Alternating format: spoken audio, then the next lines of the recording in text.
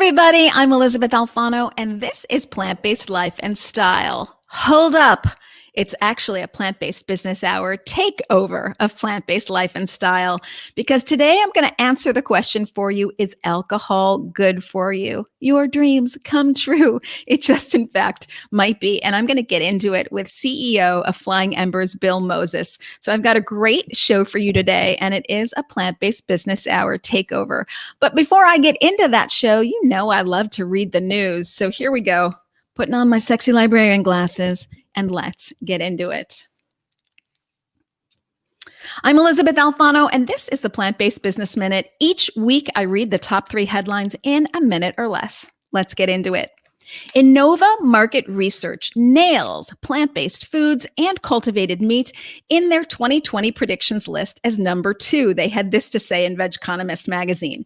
Propelled by sustainability and animal welfare concerns, lab-grown foods have the potential to disrupt the industry by mainstreaming the use of new technologies. Here's my business bottom line. Of course, you're going to continue to see exponential growth rates in plant-based foods, cultivated meat, and fermented proteins. Why? Because innovation is the only way out of our animal welfare, climate crisis, and personal health debacles. Last week, I hailed the European Union for investing 2.7 million euros in biotech research for cultivated meat. This week, I slam them for being anti-business. This is what they're up to. Members of the European Parliament have voted to prohibit any reference to dairy terms on plant-based products. Adjectives like creamy, yogurt style, cheese substitute. They also want to prohibit the use of packaging traditionally used for dairy products like butter blocks and cartons. My business bottom line here, I eat peanut butter. I do not think it is dairy. I also have facial cream, moisturizing cream. I'm not confused. I don't eat it. And I also don't think it's dairy. My business bottom line here is that members of the European Parliament look desperate because they can't compete despite subsidies with the changing consumer behavior patterns. And that is away from dairy and towards plant-based dairy and milk. They look anti-consumer and anti-commerce. But luckily, Mickey Mouse is smarter than the European Union and its members of the European Parliament, because former CEO and current Chief Executive Officer of Disney, Robert Iger, has joined the board of Perfect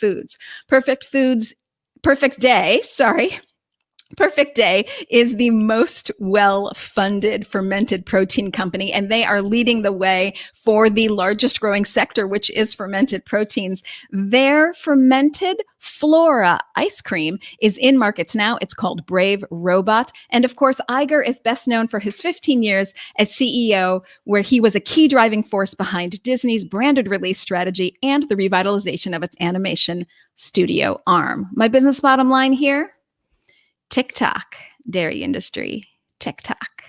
This has been the Plant-Based Business Minute. I'm Elysabeth Alfano. If you would like a deeper dive into plant-based business, please subscribe to the Plant-Based Business Hour. And if you are large meat and dairy or a small plant-based business and you're looking to navigate the plant-based landscape, please reach out to me on LinkedIn. My consulting firm, Plant Powered Consulting, can help you as I can with branding, marketing, market overviews and analysis, and communication, and even investor relations. Until I see you again next week, remember that together, we're taking back our health, the health of the planet, and the health of our bottom line. Woo! Quite a few headlines. But prominent in today's headlines is health and our health, which is why I want to answer the question for you, is alcohol good for you? Let's just find out. The CEO of Flying Embers, Bill Moses, is with me today. Bill, how the heck are you? I'm doing well, thanks. How are you? I'm great. I'm so glad that you're here, because I'll be honest, I don't know that much about the functional beverage market. And I do want to get into it with you. You're a veteran in the beverage market because you also had the brand Kavita, which was sold to Coca-Cola for $230 million. So well done, you. But before we get into your story, why you've switched to Flying Embers hard kombucha, and what are the trends for 2021 with functional beverages, and by that I mean beverages that do more than just hydrate. They add more to your lifestyle. Before we do that, I wonder if you could answer the question: Is alcohol good for you? Because hard kombucha has all the benefits of probiotics, but then it's got alcohol. So walk me through that. Yeah, sure. Look, we all know that moderation is the key to vitality in any form or function.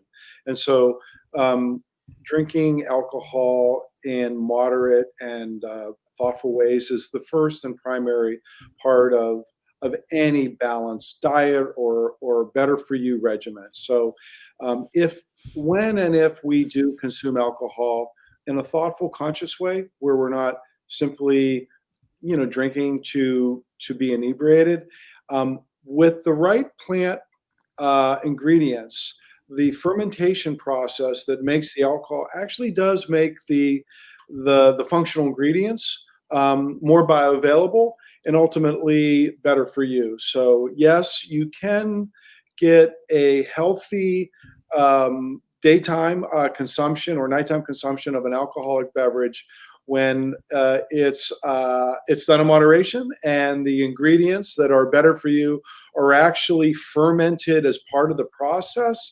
That's the nexus for for something that's actually better for you. So we're talking daytime drinking here on the Plant-Based Business Hour. So before we really promote anything like that, I just want to maybe dive even deeper into those of us who aren't so familiar with the fermentation process.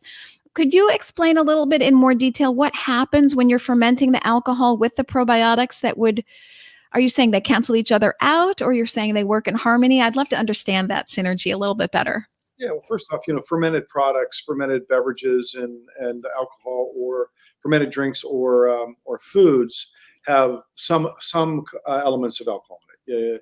No matter what it is, you do get alcohol from the conversion of sugars as part of the fermentation, where the bacteria and yeast propagate and create alcohol and a fermented product. So inherent in a fermented beverage or food is a better for you bacteria that is probiotic.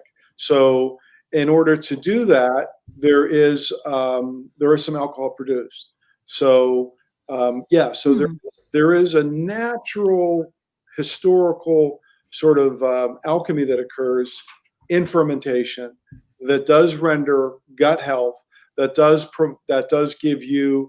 have some resulting alcohol production pretty much across the board in any food or drink. So that's a starting point. Okay, so let me riff on that just because I want to give people touchstones that they perhaps already have in their life and maybe didn't know. So you've got kimchi, which has got probiotics in it and fermented, and you've got beer, which is fermented, and you do have other products. Am I correct in saying sourdough bread has some fermentation in it? Well, the actual dough doesn't have any fermented product because it's cooked, but there is a fermented process in getting the yeast to actually create the sourness. So, yeah. Mm-hmm. And of course, kombucha has natural probiotics in it, and that comes from fermenting that as well, correct? Correct, yeah. Correct. Okay, so perhaps you can tell us about some of the benefits of probiotics, because really I think that's what we're after. You do this fermentation process, but the reason you do it, well, many things to preserve the foods, et cetera, but also because you get these probiotics. So why should we care about probiotics? Well, probiotics, certain strains of bacteria are considered probiotics. Not all bacteria is probiotics, good or bad. So it's important to know that, the World Health Organization and the International Probiotic Association classifies what a beneficial bacteria is through clinical research. So the first thing is make sure you know what bacteria it is and what quantity of it is required in the usage and the dosage in order to get a benefit in your gut health. And simply put, your stomach is like a garden. And in that garden, you've got to feed it. You've got to nurture it. You've got to fertilize it. You've got to do things that enable the absorption of nutrients to be optimized and the elimination of toxins to be optimized so that your overall gut, small and large intestine ultimately performs its function, which is to assimilate everything, all vitamins, nutrients, etc., so that you could be the highest, most vital person in your given day. And that's what beneficial bacteria and probiotics do for your gut. It nourishes your garden in your tummy. Mm-hmm. And I love that you say this. So you are at the nexus of so many trends here because people are interested. I think you're talking about micro gut health. And with the advancement of COVID, people are really taking their health into their own hands. And they're saying, like, hold on, maybe the best defense to COVID is to get healthy, to work out meat and dairy, and to really pay attention to getting dark leafy greens and getting probiotics so that I can have a strong immune system and a strong gut health. So you're talking about something that's very topical for people, as well as this kind of food as medicine. Take your food with you on the run. We're all so busy. And so the convenience of drinking something that's good for you, and also just, the beverage market in general. So you've got a lot to touch on. And I want to get back to this right after break. I hate to do this. We're going to go to break. But when we come back, we're going to talk more about gut health and then really the story behind Flying Embers. It really is a beautiful story. And it is so relevant to today because fires are raging on. So we're going to see what fires and probiotic kombucha has to do with each other. We'll be right back. Oh, everybody on Facebook, thanks for holding with us as we pre-tape our radio show. Bill has so much information for us, so I'm so excited to get into his story. And thank you for being with me today, Bill. I do appreciate it. A little shout out to all the folks watching us online. Michelle, Tom, Vegan Collective from Australia. Thanks for being with me. And Tina, you guys are all great. Here we go. Oh, we're back. It's a plant-based business hour takeover of plant-based life and style. I'm here with CEO and founder of Flying Embers, a hard kombucha, so an alcoholic kombucha. We're talking about the fermentation process and how that leads to probiotics, which is good for our micro gut health, something that we're all concerned about right now as we try to combat COVID. So that was some of the health perspective, but maybe we can talk about your particular story. You have a long history in the beverage market. Again, you worked with Kavita for quite a while, sold it to Coca-Cola. So what made you want to start Flying Embers Hard Kombucha? Yeah, sure. Well, sort of my journey started when I was in New York, and I got out of that crazy place where I was doing banking and started an organic winery in Ojai, California. And there I learned to ferment. It was the first organic winery on the central coast of California. And I really started studying what was fermentation about, and what are some of the additives that non-organic farmers and producers add that might actually not be supportive of the benefits of great wine. And through that research, I came to understand and learn how to ferment.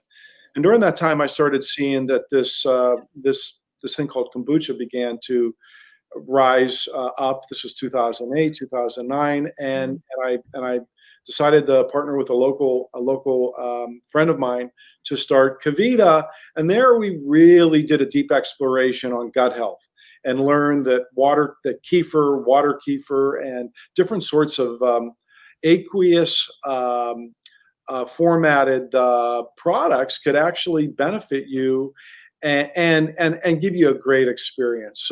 So my background as it related to how I got into Flying Embers started there. During the time that I was working as co-founder and CEO of Kavita, which was then later bought by actually PepsiCo, not Coca-Cola, but nice to have them in the race. That's okay. Honest mistake. I began to realize that we were doing everything we could in our natural kombucha and our natural fermented non-alcoholic beverage to keep the alcohol out of it, because it was a natural byproduct, and a byproduct that historically, through the different traditions, whether it be from the Caucasus Mountains and the kefir, or in Asia and China as it related to kombucha, that alcohol was part of the medium. It was, in fact, inherent in it. And I said, hey, why not let the alcohol generating go? Let's not try to thwart it. And let's make a kombucha, and that ultimately had alcohol in it that and had continued production of the beneficial bacteria. And out of that, we created this thing called hard kombucha Flying Embers. Now, with that, during the genesis of that birthing of the company, we were doing the R&D up at the home winery brewery in Ojai, California. And in 2017, 18, at the time, the largest fire in the history of North America swept through Central California and Ventura. And during that time, despite the fact that Ojai and Ventura was evacuated and my family was evacuated, me and a handful of others decided to stay and protect the home brewery.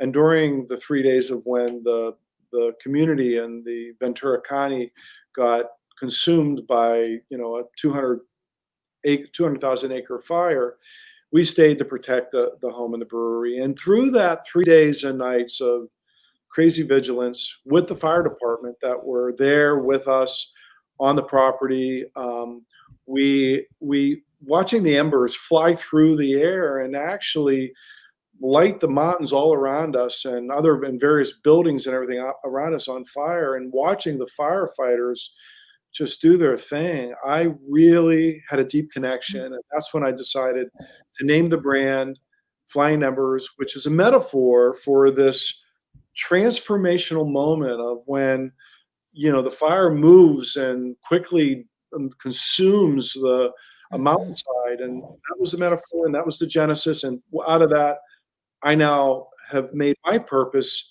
giving back to first responder organizations, mental health nonprofit organizations, and others, California Fire, to support them in what they need to do to protect us and keeping us out of harm's way. So that's the story. Yeah, it's a wonderful mission. And I think on your website, it says that for every purchase, there's a certain amount that goes back to the firefighters in particular, although you do mention other organizations.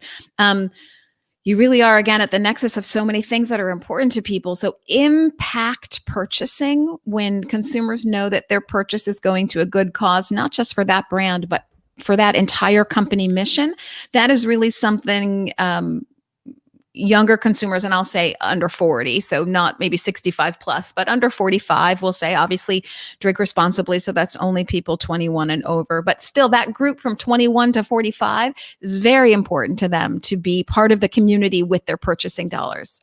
Yeah, no, absolutely. And, today we've given over $250,000 this year alone. We just gave the Talent Fire Department up in Oregon, which got burnt down during the Great Talent Fire up there. We gave them $25,000 to help them rebuild their fire station, a small amount that they really appreciated. So, yeah, this is not something that we take lightly. This is something where we're putting real dollars to work where they need it at a time of need. So it's important to us, and it's real, very real. So to be able to do that, you have to grow business, grow your business and sell, et cetera. So I'm wondering, how big is Flying Embers? How many employees do you have? We have about 90 employees now nationwide. And, we're growing, give or take, we're about a $20 million a year business that's growing over 100% year over year. And so we're growing rapidly and doing well. And I think it really is about having a purpose. Like so many folks around the country appreciate the fact that we're purpose driven. So. Mm-hmm. Yeah, I can really see that. That's coming up more and more in the news, and not just from the average consumer, but you're seeing it from the investor who's looking at ESG investing and going towards funds and ETFs that really have green energy or this kind of purpose-driven product in the realm for them. We are going to take a quick break. I hate to do this, head to commercial, and we'll be right back on the Plant-Based Business Hour takeover of plant-based life and style. I'm Elysabeth Alfano, and I will be right back with the CEO of Flying Embers, Bill Moses. I am going to get a visual.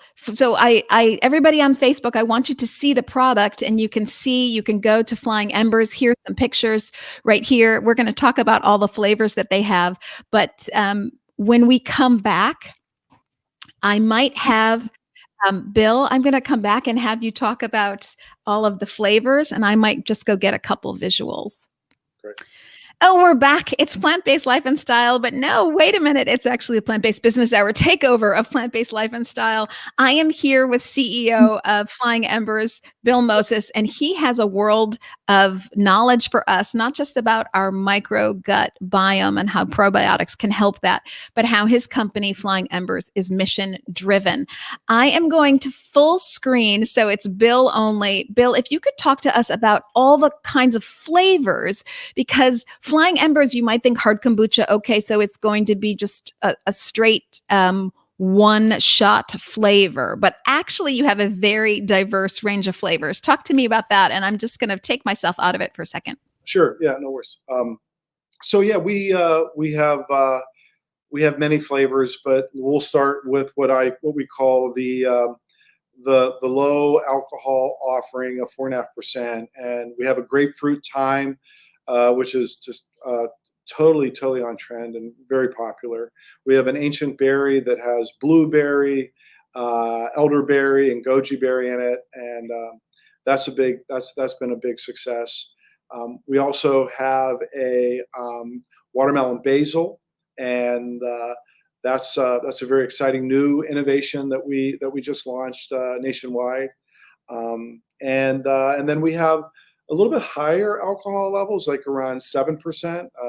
And there we have a ginger, we have a pineapple chili, we have a black cherry rose, and so those flavors are also really wonderful. A little higher alcohol, so a little bit more of the sort of more of like a wine drinker, and those are super exciting right now. We also have a hard seltzer that we just launched, again, with antioxidants and probiotics. And again, all of our products are certified organic. So really sourcing the highest quality plant material that where they're grown and honored in a really healthy and organic way is really important to us. Yeah, it's amazing. I just want to show everybody. So I've got flavors like black rose cherry. Hopefully you can see this. But even more exotic than that, guava jalapeno. I haven't opened this one yet. I've got pineapple cayenne pepper, so pineapple cayenne, which I think is awesome. And then I have the original, which sort of word to the wise. The pineapple and some of the flavors are about 4.5% alcohol, and the original Flying Embers is a solid 7. So you know what you're doing there. And I have poured myself black rose cherry. So I did want to just bring in some visuals. We talked about day drinking earlier, so I've got my black rose cherry, 4.5%. I will live to tell. Well, okay. So I think it's very exciting what you're doing in terms of the richness of the taste. I've been seeing in business magazines where this is really a trend for 2021, these kind of exotic flavors infusing the beverage industry. I don't know if you could talk to me about some of the trends for 2021 that you see coming. Yeah, well, I think our Sweet and Heat botanical hard seltzer is really a great example where we combine the pineapple, the guavas, the chilies, the tropicals. So really mixing, juicy, fruity flavors or tropical flavors with a little bit of spice is definitely on trend. Yes, and let's talk about more even of what you were going to see in 2021. I think you're going to see a lot of food as medicine.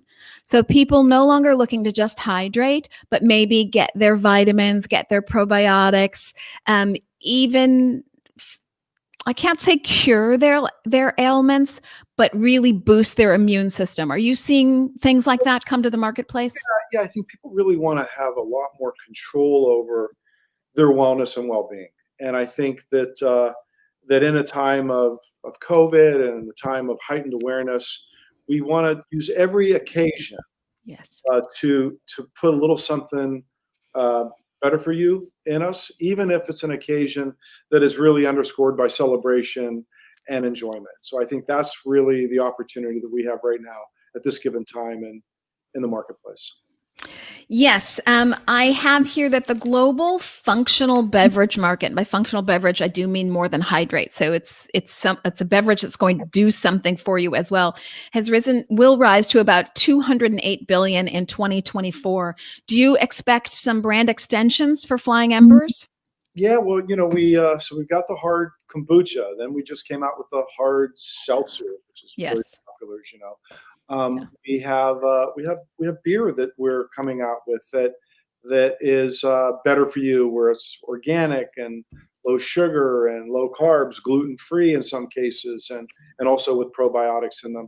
So the beer is the more traditional beer is something we're excited about. We're coming out with a wine spritzer.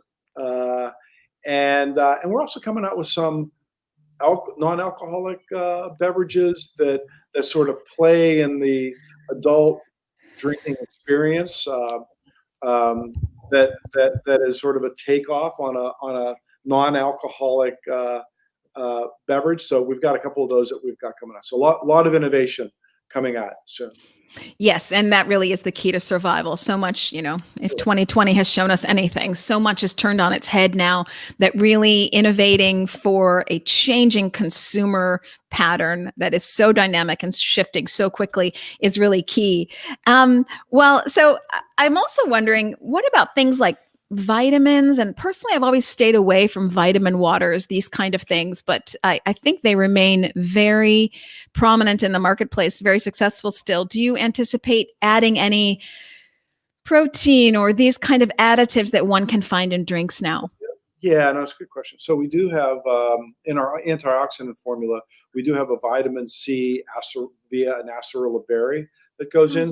So we do plan that. Yeah, no, I think that look, beverage has historically been a great delivery mechanism for getting other additional functional supplements in. I mean, it's growing and growing more. So yeah, we do have some other ideas on the drawing board. Prebiotics is one. Various adaptogens that we also are going to do more of. I don't know if you're familiar with reishi mushroom or some of these. Oh, Yeah. sure. So we have some innovation on a reishi mushroom cacao beer. We have some really interesting opportunities to do other sort of better for you enhancing ingredients that are super on trend and super, I think, yummy as well. They taste good. So Yeah, again, you really are at the nexus of everything because mushrooms is going to take over 2021. I see this so much in my plant-based reporting. Obviously, fermented proteins is a big one too, but mushrooms is going to be the heart of so much innovation, mycelium, and just really an interesting area. Well, okay, so clearly, I think you're not at the nexus of so many trends by accident. It's because you have so much experience in the beverage industry. I'm wondering if you could give any tips for entrepreneurs starting to think about getting into the beverage industry themselves. yeah, I mean, look, there's I read or I'm familiar with 300 new beverages start every year. One succeeds. So it's a competitive landscape, and what it really requires, the tip I'd give is that. If you're going to start a business, you need some basic You need some basic boxes checked. One is that you need to be part of a rising trend or tide. Mm-hmm. Whatever that is, make sure that it's something that there's a macro trend happening, and obviously plant-based is it. Excuse me. Two, you really need to make sure that you have a team or a partner or yourself that really gets in the weeds and the details of how to manufacture a product where you have enough margin, enough gross profit margin or product margin, so that you can make a business out of it. I know so many entrepreneurs that start with a great idea, they have a great product, but they never really took the time to figure out or think through the pathway to making the cost of goods low enough so that they could price it right and get enough margin in to keep the business sustainable. So really, really drilling down on that. I think the third most important thing is pitching your tent and not allowing the challenges to stop or impede you, because the successful entrepreneur is going to feel like the game is over, and there's no way out, and they're getting ready to fold their cards.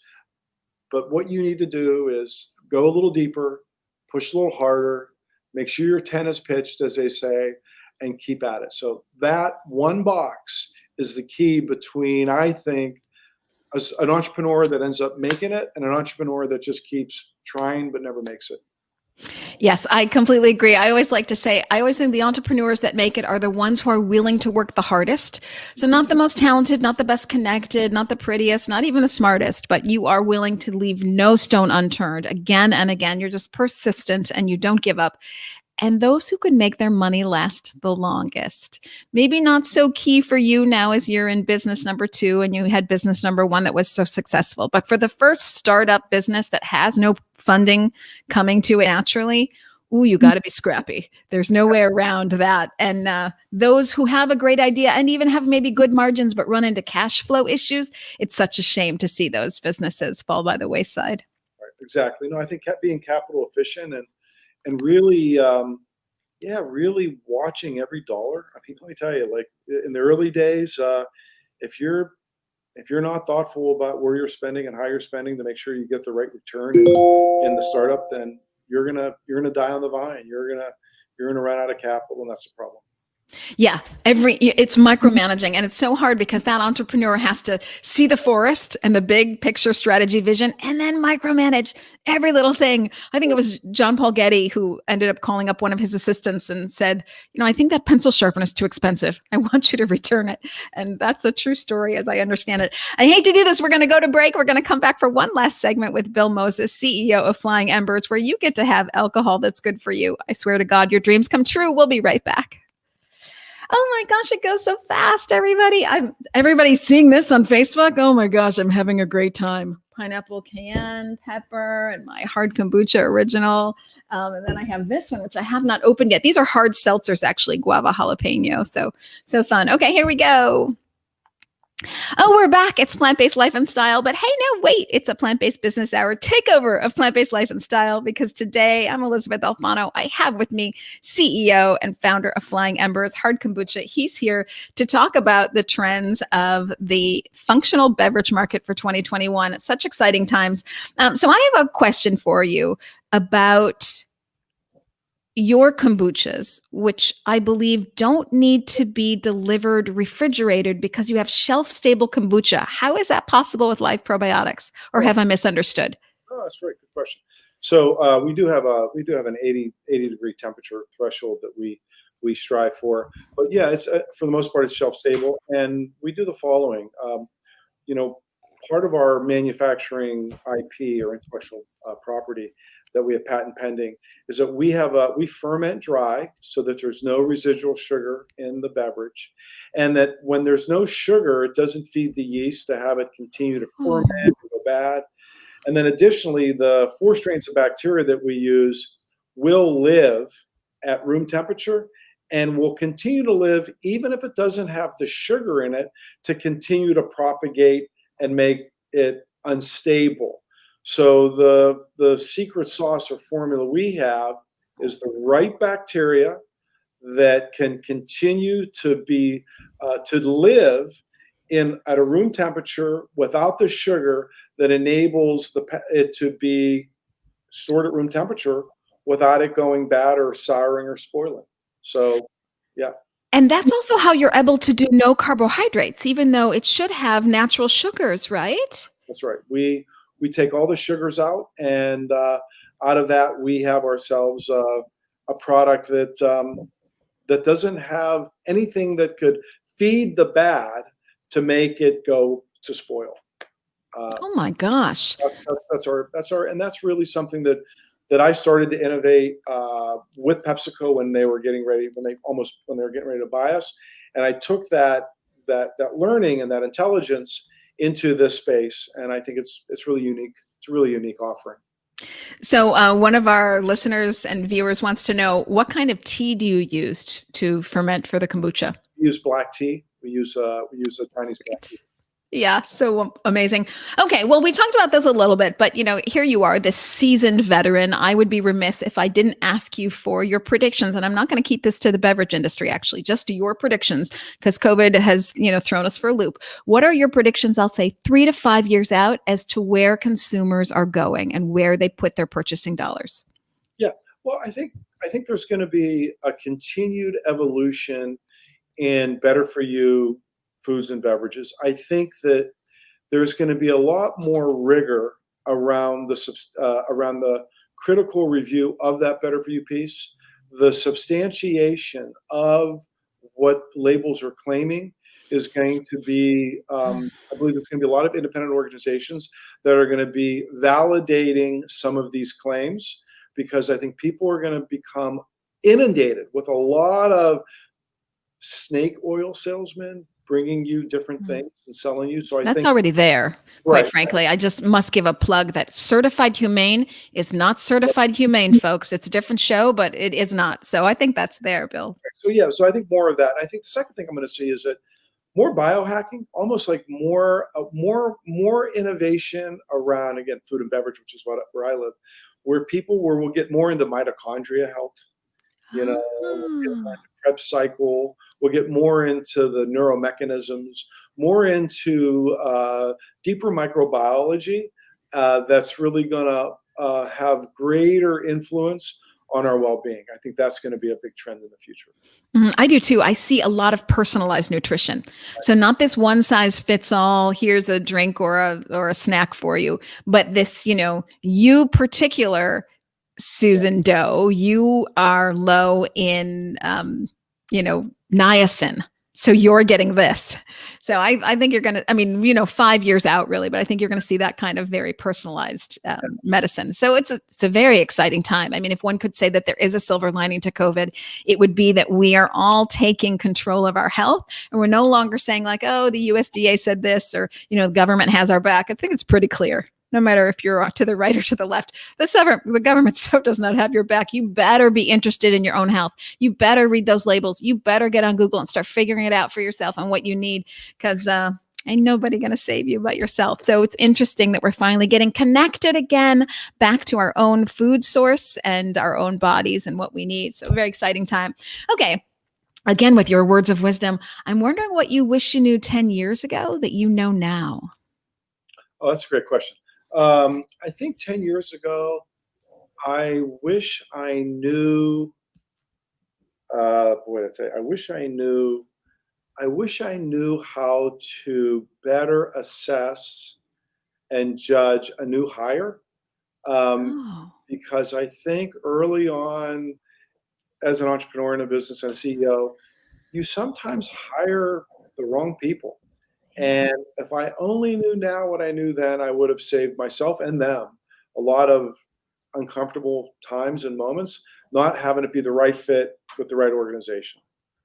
That is so key. I love that you say that. I've talked to many CEOs who say to preserve that company culture going forward, you have to make sure you have the right team. And when you have just a couple wrong team members, the whole thing just starts to unravel. And it's really hard now as consumers care about that company culture because they want to not just buy the brand, but they're buying the company. Every team member is so critical. Okay, so if you're having a bad day, and many people have had these in a row during COVID, is there a phrase that you say to yourself to get yourself back in the game? Yeah, I do. Actually, I think one of the things I say when I get a little bit involved is breathe, Hmm. breathe. I mean, really, just really being able to take a moment, take a deep breath, pushing everything away so you can get perspective and clarity on the next decision that needs to be made. Do you carve out a time for yourself every day to do that? Oh yeah, I do. Oh, you do. Is it through proper meditation or is it just through, taking a walk, taking a break? How do you do it? I take a walk mid-morning. I do a meditation late morning. I always take a 15-minute siesta in my office every day, 15 to 20 minutes. I somehow could do it. And then in the afternoon, it's another moment of silence where I take about 10 minutes and I get quiet. Oh my God. If you take anything away from this interview today, it is that. First of all, bring back the power nap. I don't know why it ever went away. We always loved napping as a kid. Why would we stop napping? Bring back the power nap and giving yourself, just particularly all the screen time we have now, giving yourself a moment to step back and breathe. Oh my gosh. Okay. So you're running around like a crazy person on the moments that you're not stepping back. And I'm wondering if you've had a day where you just didn't have time for lunch because you're running around so fast. What's your favorite go-to snack? That's a great question. I love almonds. Almonds are a great snack. I do almonds. I do a bunch of different nuts. I think at the end of the day, I'm kind of one of those guys. The other favorite snack is, I gotta say, popcorn. I do popcorn as a snack often. So do I. I do popcorn. This is frightening. I do popcorn like 3 times a week, and I spray it with either olive oil and salt or Bragg's amino acids and nutritional yeast. So it's a great combination. I hate to let you go. It's the end of our show. FlyingEmbers.com. Try some hard kombucha, folks. Super fun. I'm Elysabeth Alfano. I will see you again next week on Plant-Based Life and Style, or who knows, maybe it'll be another Plant-Based Business Hour takeover. Until then, you can find me at ElysabethAlfano.com. Follow me on all the socials and subscribe. Bill, thanks for being with us. Thank you. Thank you very much. Bill, don't go away. Everybody, I'm going to say goodbye to you on social media. Thanks for being with us today and sticking through the pre-tape, which we like to do. I appreciate all of you.